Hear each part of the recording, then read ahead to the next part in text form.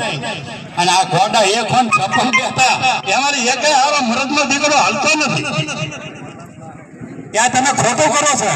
બોલો એમ કે મારું ન માને ઓલો કે મારું ન માને ઓલો કે મારું ન માને તો ગોડા 15 જણા નીકળી જાવ ને ચાલ્યો રાજીનામું મને નથી જોતું એટલે વિનયભાઈ ને વિનંતી કરો કે વિગતે વાત કરે હકીકત હોય તો અમે કહેવાના છીએ અમે તમારી જોડે ખોટું નથી બોલવા થોડું ઘણું ક્યાંક ખોટું બોલાઈ જાય તો ગોડાવ તમે હાલ ખોટું બોલો તેમાં અમે જરીક બોલી જાય તમારા બાપને શું કરાવ્યું અમને હમણાં પેંડો ખાવા તમે એક પેંડામાં રાજી થઈ ગયા આવી ડુંગળીની થેલી ઉપર એને સ્ટેજ જોવે હો 80 ગાડીમાંથી હેઠા ઉતરી જાય પછી એના 3-5 લાખનું સ્ટેજ જોવે એના 17 જણા તો સન્માન કરતા હોય પણ અહીંયા મેદાનમાં આવવું હું લેવા પીડ્યું કે અમે મેદાનમાં આવ્યા ને તમારી હાથોથી એટલે એને કહેવા આવવું પીડ્યું પણ જોખવટ ન કરી તમે 10 તમને એમ કે લોકો ભૂલી જાય પણ અમે થોડાક ભૂલી જઈએ ખેંચી લે હો તમારા ગમે ત્યાં પેટમાં ગળી ગયા છે ન્યાલી ખેંચે વાત કરાવશો કરવી તો પડશે વિનંતી કરો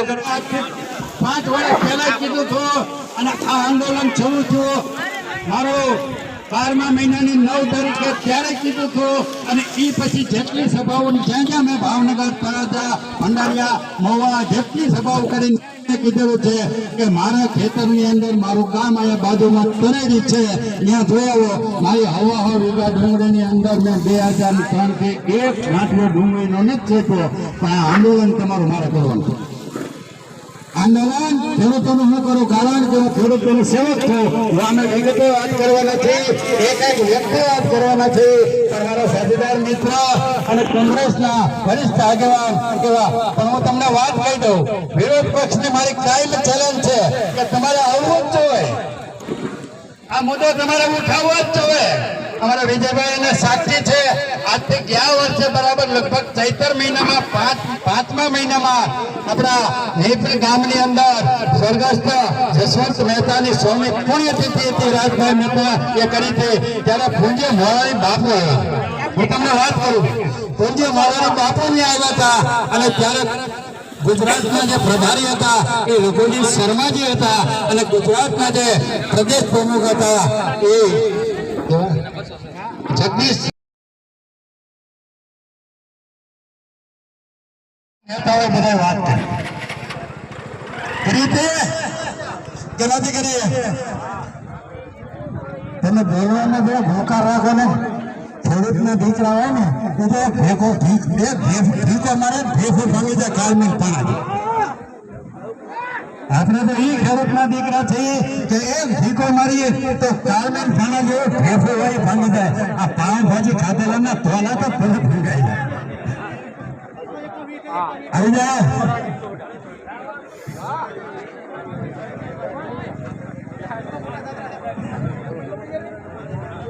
તમે તો આપણે અમારે વિનંતી છે કે શક્ય હોય તો 5-10 મિનિટ બંધ રાખવાનું અમે કોઈ જબરદસ્તી નથી અમારી કોઈ જબરદસ્તી કઈ કરવું નથી કે અમે જબરદસ્તી કરવા માંગતા નથી બાકી હરાજી બંધ કરવી હોય તો ઘડીનો 6 ભાગ નો થાય મારે એકલાનો આ યાર અમારા ખેડૂતોના બાપનું છે આ યાર તમારા કોઈની માલિકી નથી અને હું ખેડૂતોનો સેવક છું ખેડૂતો વતી મારે જે કરવું હોય હું કરી શકું એમ થાય તો ભલે મને ફાયદો થાય પણ અમારે સાહેબ હરાજી બંધ નથી કરવાની અમારે કોઈ ચીજ નથી કરવાની અમે અમારા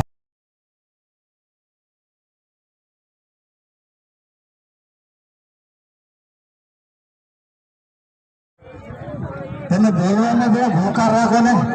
ખેડૂતના દીકરા હોય ને એટલે ભીકો મારે ભેગો ભાંગી જાય કાલમી પાણી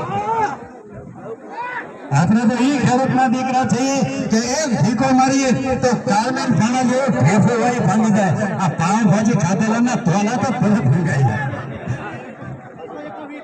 આવી જાય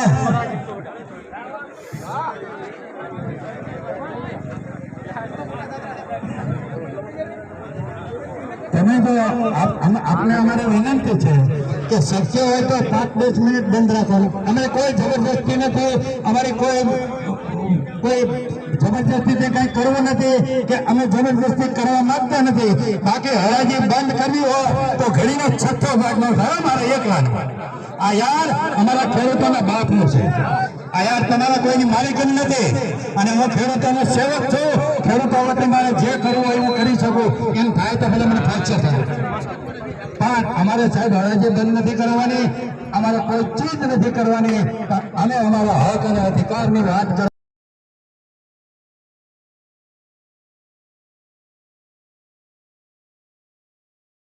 નમસ્કાર મિત્રો, જય સિયારામ, બાપા સીતારામ।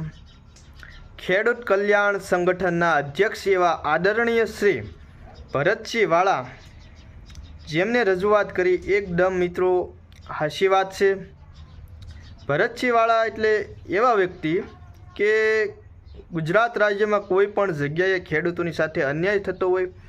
અન્ય બાબતોમાં પણ ખેડૂત ન હોય અને લોકો સાથે કોઈ પણ બાબતમાં ગેરરીતે અન્યાય થતો હોય તો ત્યાં પોતે હાજરી આપે છે અને પોતાના સ્વખર્ચે ત્યાં હાજરી આપે છે અને ન્યાય માટે તે હર હંમેશના માટે કેટલાય વર્ષોથી તે લડત લડતા આવ્યા છે। ન્યાય માટે, ખોટી રીતે નહીં,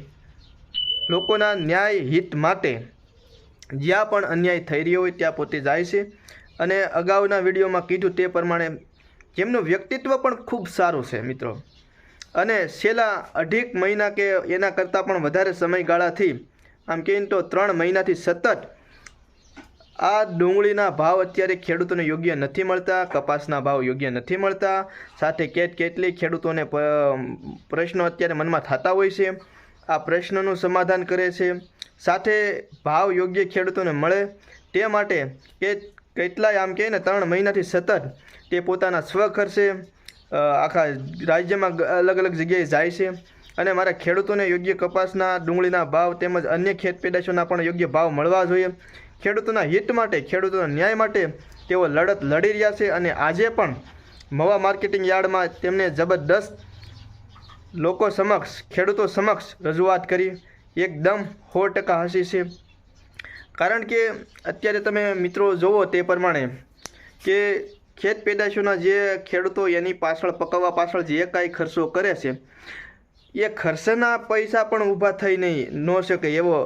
ખેડૂતોની હાલત બની ગઈ છે। કપાસના છેલ્લા અઠવાડિયાથી થોડો ઘણો ભાવમાં સુધારો થયો, પરંતુ એ ભાવમાં સુધારો થયો એ યોગ્ય કહેવાય નહીં, કારણ કે અત્યારે કપાસનો ભાવ 2000થી લઈ 2500 કરતાં પણ વધારે હોવો જોઈએ। એટલી બધી મોંઘવારી છે એની સામે, તો એટલો ભાવ હોવો જ જોઈએ। તો અંતમાં ખેડૂત મિત્રો, આ વિડીયો તમને ગમ્યો હોય તો નીચે આપેલા બટનને દબાવી ચેનલને સબસ્ક્રાઈબ કરજો, વિડીયોને લાઇક કરજો, બને એટલો વિડીયોને શેર કરજો અને ખેડૂત મિત્રો તમારી ફરજ એ પણ બનતી હોય કે બને એટલો વિડીયોને શેર કરજો, જેથી કરીને આ ખેડૂતોના હિત માટે જે ભરતસિંહ વાળા જે પોતાના સ્વખર્ચે પોતાનો સમય કાઢી અને લડી રહ્યા છે તેની માહિતી આખા ગુજરાતમાં તેમજ જોકે અત્યારે દેશ લેવલે એની નોંધ થાય છે મોટી મોટી ચેનલોમાં, પરંતુ આપણી ચેનલમાંથી પણ વિડીયો લોકો સુધી પહોંચવો જોઈએ। તો એટલું કહી અને મારા શબ્દને વિરામ આપું છું। તો જય સિયારામ, બાપા સીતારામ।